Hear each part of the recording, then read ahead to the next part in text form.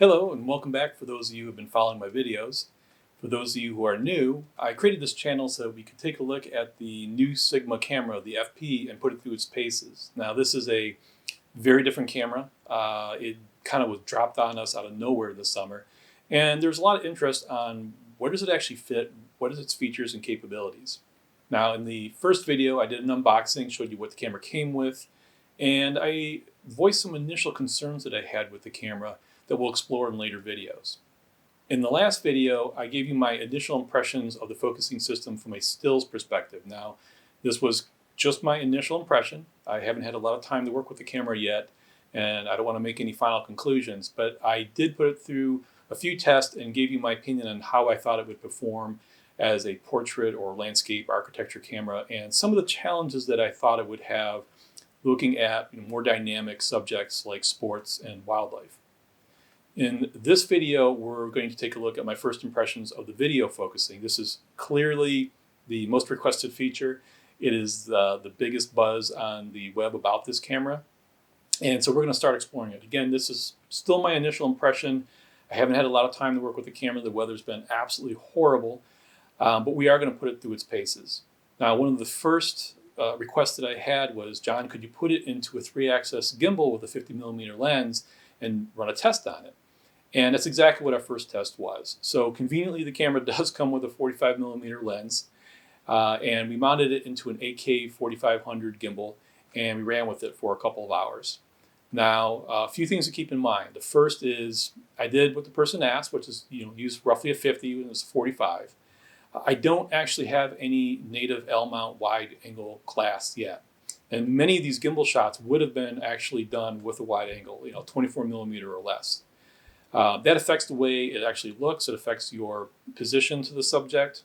And it also, at least in my experience, wide-angle glass tends to focus a little bit quicker and snappier than something that's very narrowly focused.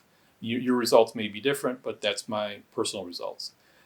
So we need to get some wide-angle glass to test the gimbal shots. The second thing is that I did shoot it at 2.8 wide open. It's the farthest, biggest aperture this lens has. And I wanted to do that to really test the focusing system. Now, a lot of gimbal shots, you may use a really creamy background, but often they'll shoot them with an aperture, 5, 6, or 8 to give a bigger depth of field, to show the environment around the person.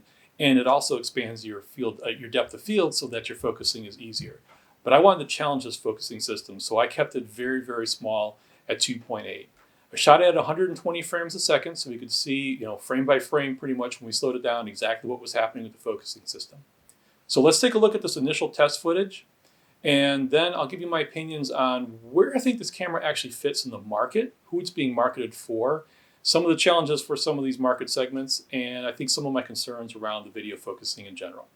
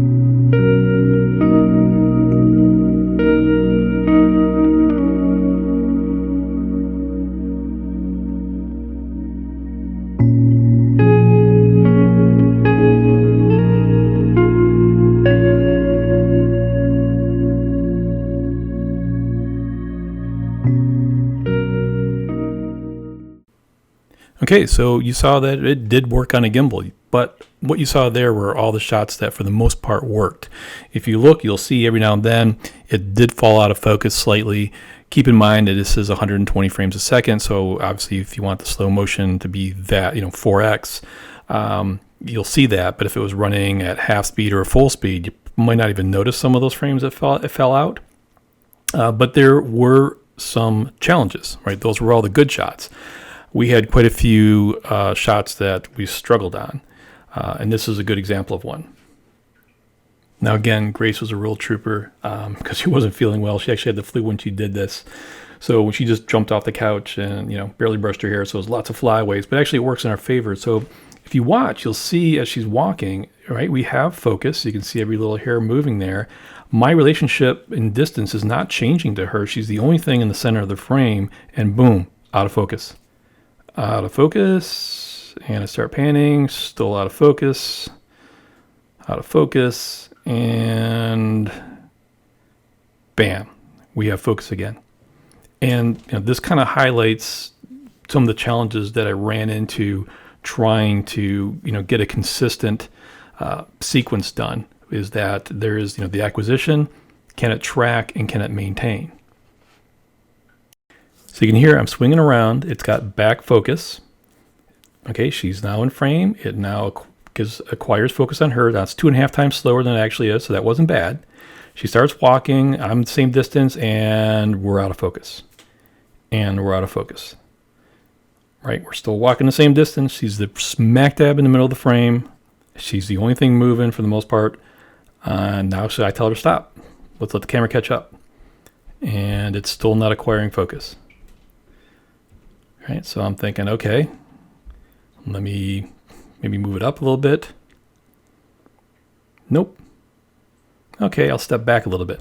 That'll force it to refocus. Nope. Okay, so let's try going up and down a little bit again. That isn't working. Side to side. And finally we got lock. Now we had focus and it tracked fine after that. This is one of the problems that I found probably about 2 out of every 10 times I shot.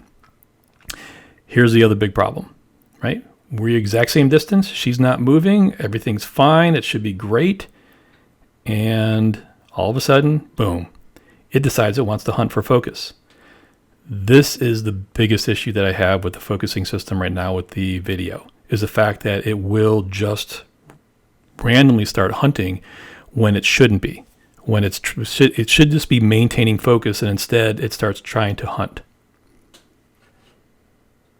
So let me give you another example of this random hunting. So this is going to make you a little dizzy. I'm sorry, but I just wanted to test the focusing. So I was testing the field. Great. Lock.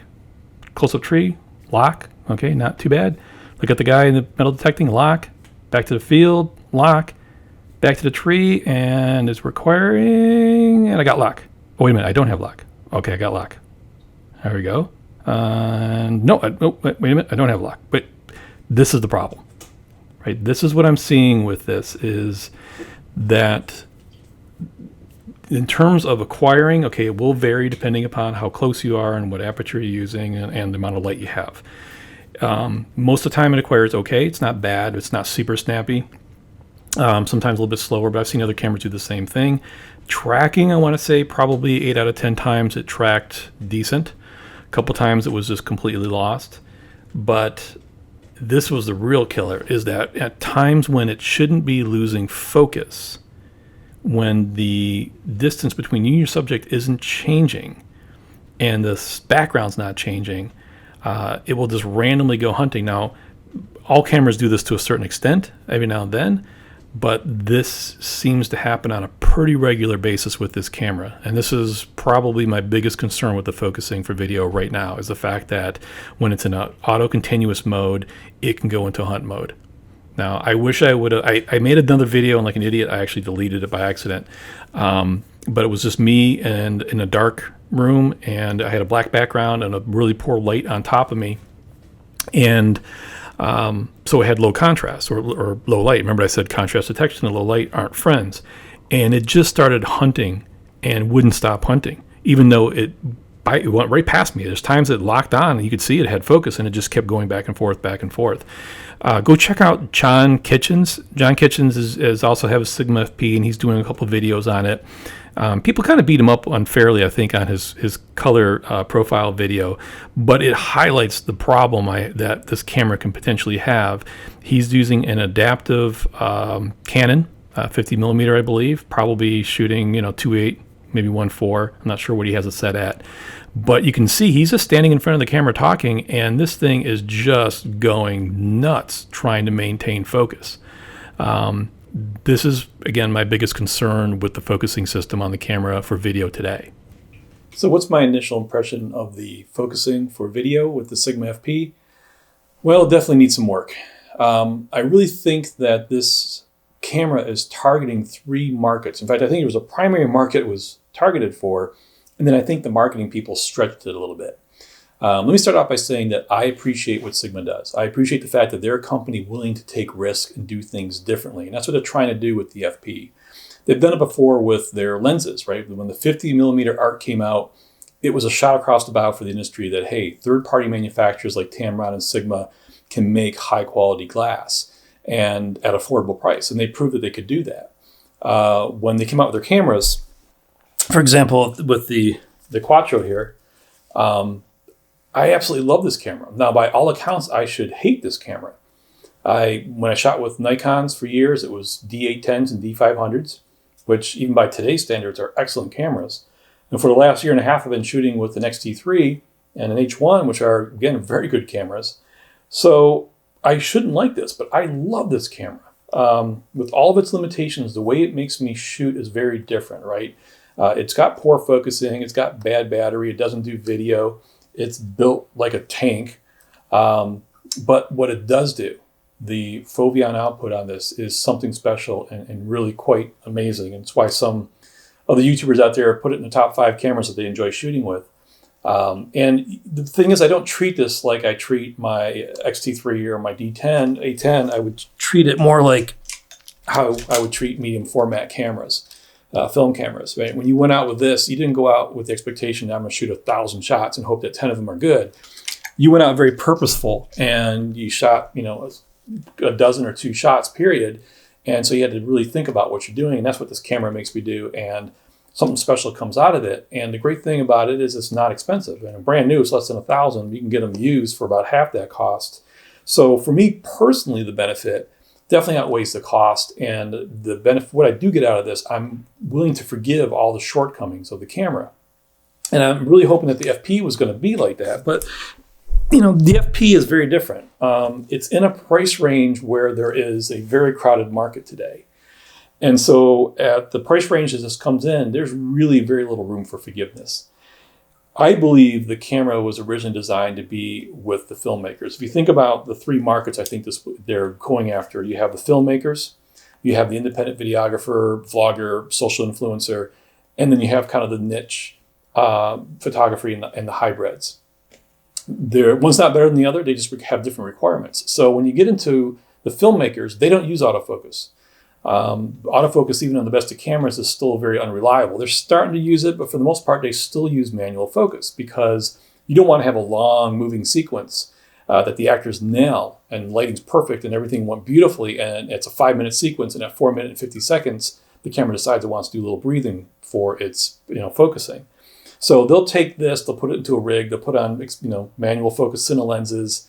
It'll have a big monitor with it and an external hard drive. And usually on a high-end shoot, the person running the camera is not the person even doing the focusing. It's two separate people. It's one person simply in charge of doing focusing, one person in charge of running the camera. And on a big set, you have another person in charge of the rig. But even if you're a one-man show on all that, the fact is the actors have been marked off. They know the marks they got to hit. You know the sequence. You've already marked off the focus on your focusing, and they'll rely on manual. So they don't really care about autofocus. What they care about is, with the raw DNG this thing cranks out, can it do it all day without bursting into a ball of flames? It's going to generate a lot of heat. Can it dissipate the heat well? What's the quality of the image? Is the color consistent? These are all the things they're concerned about. And I think when you look at the alternatives on the market today, getting a 4K brick they're pretty expensive. And a lot of them are $6,000 to $10,000 easy. So coming in at this price point, I think Sigma's trying to, much like they did with the Art Series lens, provide something that's a little different. There's some trade-offs, but there's a big cost reduction and size. And it might work very well for those people. I don't do that kind of work, so it's hard for me to talk about it. We'll try to replicate it the best we can, because I do have some manually focusing motors and monitors. But really, I think everyone watching this video fits into that middle tier, which is the independent videographer, the person who's the vlogger or the influencer or the independent documentary maker. And so for that person, no question that autofocus is paramount, right? You're going to be doing a lot of like this, right? The camera's in the front. I'm in front of the camera. I'm relying on that camera to get focused because you're going to be doing a lot of run and gun photography, right? And you're going to be capturing things in the moment, whether you're documenting or doing street or even your family. And that requires very fast acquisition, very solid tracking, and it's got to maintain focus. You're also going to need stabilization, right? This doesn't have IBIS, and this particular lens doesn't have optimal stabilization either. Electronic stabilization will never make up for that. And yes, you can use warp, but it's time consuming. So the reality is, for those people, when they look at a camera like this and they say, okay, well, does it do something amazing that I can forgive for it?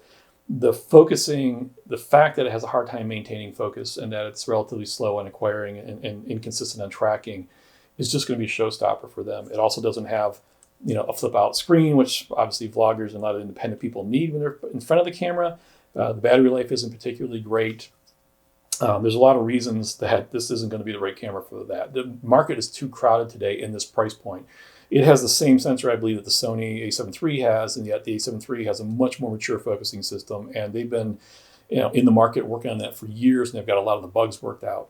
So again, for a filmmaker, I think this is a really interesting alternative. But if you're in that middle, independent, videographer, vlogger, social influencer, there's just too many things that fit in this price point that I just don't think this camera's going to be able to compete, unfortunately. But I hope to prove that wrong, with more testing, because we haven't put on good L-mount glass, haven't shot with a wide-angle lens. There's a lot of things I haven't done yet. Maybe some firmware upgrades coming. And then when it comes to the hybrid shooters, again, there are lots of options in that space. It's a crowded market. So I believe this is a camera that was targeted for one group and marketing kind of stretched it out. Now there's a reason why I got it, and I'll explain it in another video. It's kind of complex. And so I don't regret getting it. And I think it's going to fit in my work here in the succession of equipment that I'm getting. But that's just my initial focusing impression again. We talked about stills last time. I have no problem at all that I can take good portraits and still lifes and wildlife or landscapes and architecture and all that with this camera. Sports, I just don't think it has the tracking that's going to allow me to do it well. And when it comes to video, manual focus lens, not a problem. In fact, we did one of the gimbal shots where I put it in manual mode and actually used manual focusing. We put it in a cage with the monitor, not a problem. But when you're relying on autofocus, it's just too many other solutions in the market today that are ahead of the curve on this one. But anyways, follow me for some more videos. We're going to continue pushing this camera. We're going to get the most value out of it that we can, and hopefully there's going to be some improvements in the firmware, and hopefully, with some better glass, we might see an improvement in the autofocusing capability. So don't write this off as a final conclusion. It's way too early in the game. We've only had the camera a week. We've only had a chance to play with it for a couple hours here and there. Let us do a more thorough testing. Please give me your feedback on the things that you want to test with, and we'll try to work it into the schedule. Thanks.